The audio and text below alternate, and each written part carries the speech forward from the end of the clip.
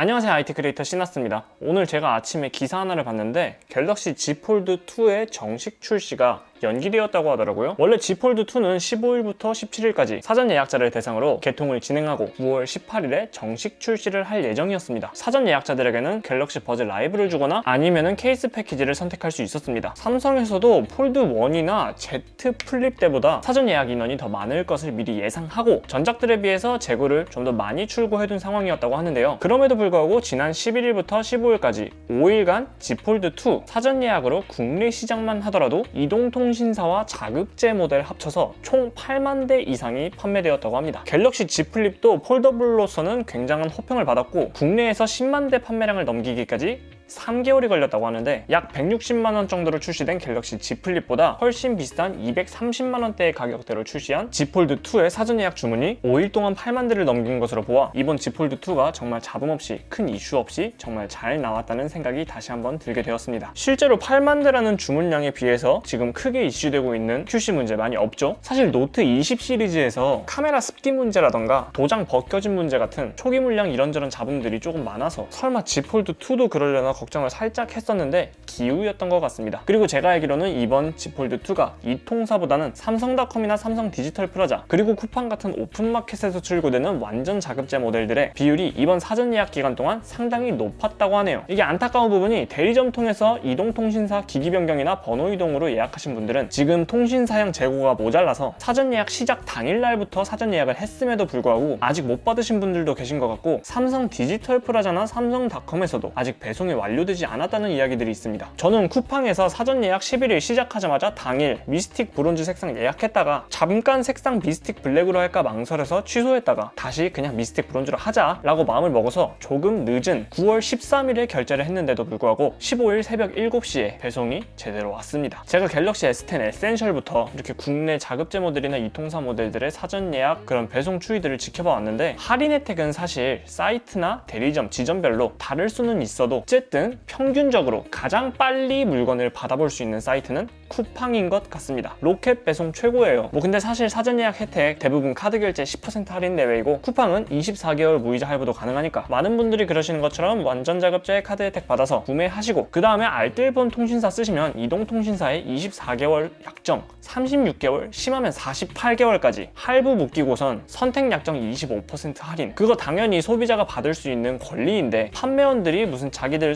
크게 선심 써주는 듯 할인 혜택 줬다고 그러는 걸 안 봐도 되니까 훨씬 더 좋은 것 같아요. 저도 완전 자급제로 구매를 했습니다. 어제 새벽 7시부터 배송 오자마자 이런 설정도 다 해보고 계속 만져보고 있는데 Z 폴드2 정말 좋습니다. 갤럭시 Z 플립을 샀을 때에도 정말 만족감이 컸었는데 Z 폴드2는 생각보다 폰으로서의 만족감도 크고 태블릿으로서의 만족감은 훨씬 더 크더라고요. 태블릿들이 가능한 멀티태스킹에 있어서 진짜 활용성이 넘사벽인 것 같습니다. 사실 이런 멀티 윈도우 같은 광고들 그냥 된다 광고로만 하고서는 사실 실사용에서 그렇게 큰 도움이 안 될 거라고 생각을 했거든요. 그런데 Z 플립 때와는 다르게 Z 폴드2는 애초에 7.6인치의 이런 대화면 태블릿과 비견될 만한 디스플레이가 있으니까 확실히 실사용에서 사용이 가능한 멀티 윈도우 사용자 경험을 주는 것 같습니다. 저는 잘 쓰고 있어요. 그리고 화면도 계속 만져본 결과 지금 Z 플립과 Z 폴드2 둘 다 삼성의 정품 보호 필름이 붙여져 있는데 이렇게 애플 펜슬 2세대를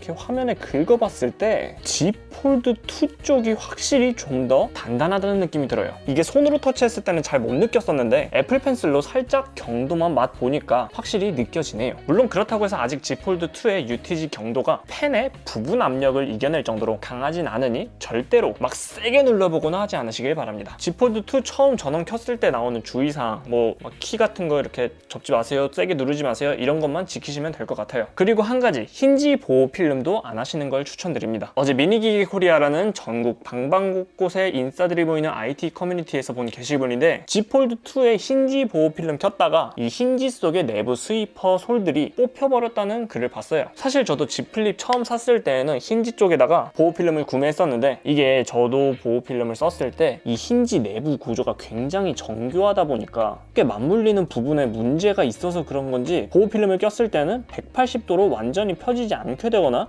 계속 필름이 씹히더라고요. 지금은 힌지 보호 필름을 떼어내고 사용하고 있는데 다시 큰 문제 없었습니다. 2020년 상반기를 계속 사용했는데도 불구하고 이렇게 완전히 확실히 펼쳐지는 모습도 보여주고 있고요. 갤럭시 폴드 1은 살짝 이렇게 완전히 안 펴지는 모습을 보여줬었죠. Z 플립은 반년을 써도 이렇게 확실히 문제없는 모습을 보여주고 있습니다. 자, 이번 영상은 여기까지입니다. Z 폴드 2 정말 좋아요. 소프트웨어적인 호환 부분도 완전히 모든 어플리케이션에서 문제없이 잘 되는 건 아니지만 그래도 생각보다 문제없었고, 멀티태스킹 능력은 지난 10년간의 스마트폰들 중에서 정말로 최강이라고 생각을 합니다. 다만 무게가 꽤 무거운 것이 손목 근력 약하신 분들에게는 조금 문제가 될 수도 있겠다고 생각이 듭니다. 저도 Z 폴드 2를 좀 더 원활하게 사용하기 위해서 손목 운동을 좀 해야 되겠습니다. 영상이 도움이 되셨다면 좋아요와 구독, 알람 설정 부탁드립니다. 여러분들의 구독 한 번이 제 다음 컨텐츠 제작에 큰 힘이 되거든요. 시청해주셔서 감사합니다. 지금까지 IT 크리에이터 시나스였습니다.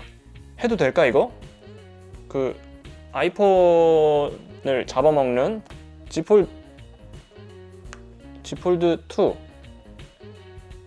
아, 무섭다. 안 할래. 그냥 뭐 사이에 끼지 말래잖아요. 네, 안녕히 계세요. 어제 미니기기 코리아 어제 미니